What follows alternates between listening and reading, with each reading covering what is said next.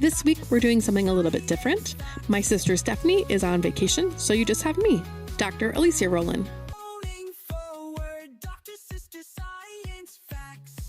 I'm the pediatrician of the duo, and more importantly, I'm the younger and taller of the sisters. I wanted to do a little bit of a mini episode with some updates about bird flu. There have been some important developments in bird flu since our episode aired a few weeks ago. If you haven't heard our initial episode on bird flu called H5N1, published on December 31st, I recommend pausing here and listening to the episode first to get a broad overview on bird flu and why we're concerned. As a quick summary, bird flu, also known as avian influenza or H5N1, is a strain of the influenza virus, or the flu as it's commonly known, that has been affecting millions of birds across the U.S. for the past few years. It's predominantly been an issue in poultry, but over the past year, we've been seeing more wild birds and cattle now being affected, including over 900 cattle herds in nearly 20 states. California has been hit particularly hard, and the state recently declared a public health emergency. While bird flu predominantly affects birds, concerns have been increasing as we start to see some animal-to-human transmission, particularly in dairy and poultry farm workers. There have been less than 100 human cases in the U.S., none of which have been spread from person to person. They've all come from direct contact with animals. But scientists and public health officials are worried about the potential for mutations leading to a more easily spreadable infection. Say, if one person is affected with both bird flu and the regular flu, which is currently raging, at the same time, those two strains could merge and mutate and lead to a bird flu that can spread from person to person as easily as the traditional flu can. Why this matters is that only a small change or a small mutation can lead to a much more deadly and spreadable virus. It's really hard to know or to predict the future, but the concern is that the mortality of bird flu is higher than the traditional flu that we're used to, and so a more easily spreadable bird flu could lead to a very serious and potentially highly fatal outbreak. The good news is that it hasn't happened yet. Bird flu has been around for a long time.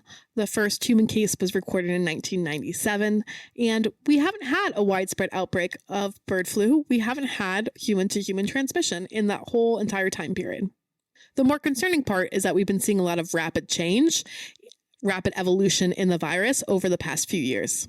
And that brings me to my first update, which is about some rapid change we've been seeing over the past few weeks. Earlier this month, we unfortunately had the first human death from bird flu. A patient in Louisiana became infected last month after exposure to a backyard flock of birds and some wild birds. The patient was hospitalized with severe disease, and on January 6th, the CDC announced their death. The patient was older than 65 and had some chronic medical conditions, so overall they were at higher risk of serious complications and at higher risk of death from the flu. But what was particularly concerning about this case is that the CDC reported that the patient's viral samples carried some mutations that might make the virus more easily spread from person to person. They tested the virus samples from the patient and from the birds that the patient was infected from, and these mutations were not present in the samples from the birds, which suggests that these mutations occurred in the patient as their illness progressed. Similar mutations were found in a different patient in Canada. Her viral samples also had similar mutations, and both of these mutations seem like it's making the virus easier to spread from person to person. Given that it currently is the traditional flu season, the concern of a patient being affected with both types of flu at the same time is high, and these mutations that we're already seeing are concerning. So that's our first update, update number 1, the first human death and some of the first concerning mutations that we've seen. Our second update today is about pets. Multiple indoor cats have tested positive for bird flu, and some of which have died. Earlier, we were seeing infections in outdoor cats and in big cats like tigers and zoo animals. And this makes more sense because they spend more time outside, they spend more time with wildlife, they hunt birds. However, recently we've actually seen a small number of indoor cats that have been infected, cats that don't spend any time outside. These infections have been linked to raw pet food and raw milk given to pets. The USDA, or the United States Department of Agriculture, has actually set up a national milk testing strategy to facilitate surveillance of bird flu in the national milk supply, because we know it's there. This testing strategy has been rolling out since the beginning of December. And while there has so far been no food to human transmission of bird flu, I have concerns about ingesting products where I know there's a virus in it. The transmission from food to cats make this kind of pathway even more concerning.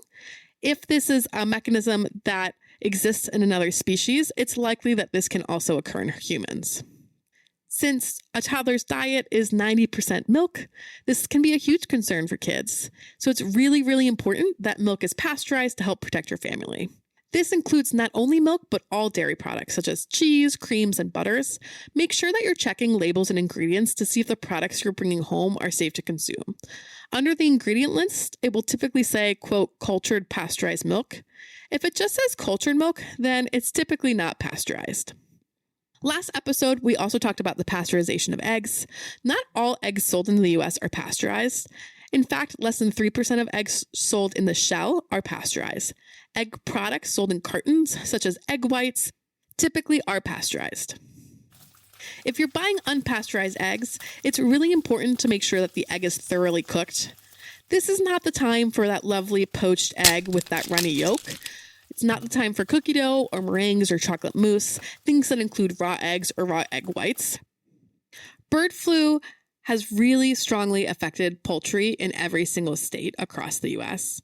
So to stay safe, it's really important to make sure that your eggs are either pasteurized or fully cooked in order to kill the virus.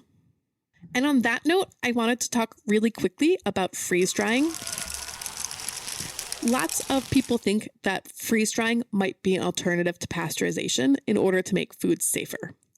Unfortunately, freezing foods is a really good way to preserve viruses rather than killing them. In fact, it's so good at preserving viruses that this is the technique that scientists use to keep their viruses in their lab for a period of time to be able to study them at a later date. It's also how you can keep dinosaur embryos preserved for hundreds of years, leading to an animal theme park of cloned dinosaurs. So freeze-dried raw foods are not any safer than raw foods, and freeze-drying foods is not an alternative to pasteurization. And those are my overall updates for bird flu today. So I just wanted to end today with a reminder on ways to keep your family safe, especially when there are still so many unknowns. So the first is to avoid direct contacts with birds, poultry, and cattle when possible. This is not the time to visit the petting zoo. It's not the time for a field trip to the farm. The second is to avoid raw food products. We recommend buying pasteurized products, including milk, cheeses, and eggs. This includes food for your pets. It's not the time to be eating raw meat. It's not the time to be eating raw milk.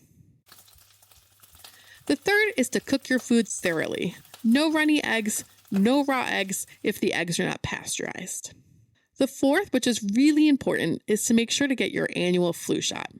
Having simultaneous bird flu and traditional flu infections at the same time could lead to some really dangerous mutations in the virus or a super virus of sorts.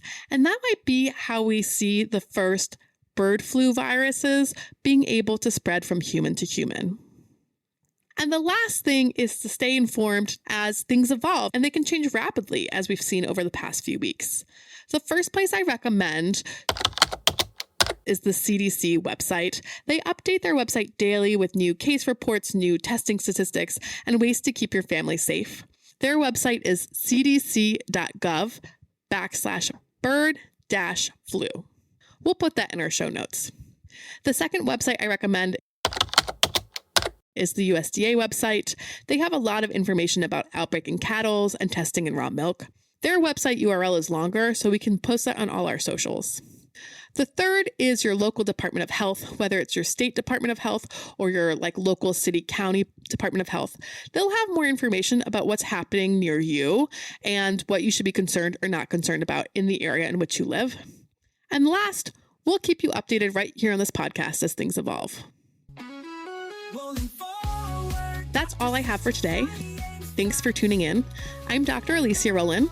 Dr. Stephanie Rolin will be back next week.